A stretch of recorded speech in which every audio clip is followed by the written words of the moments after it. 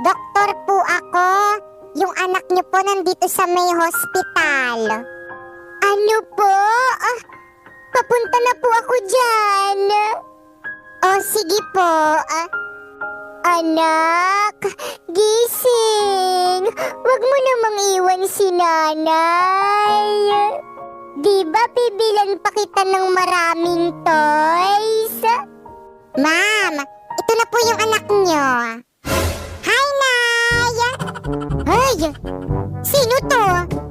Sa iba pong kamag-anak yung bangkay na yan. Ba't di niyo sinabi agad? Ikaw, anak, anong ginagawa mo dito sa may ospital? Ano kasi, Nay? Nakagat kasi ako ng langgam. Kaya pina-check up ko na. Kasi di ba may rabies yun?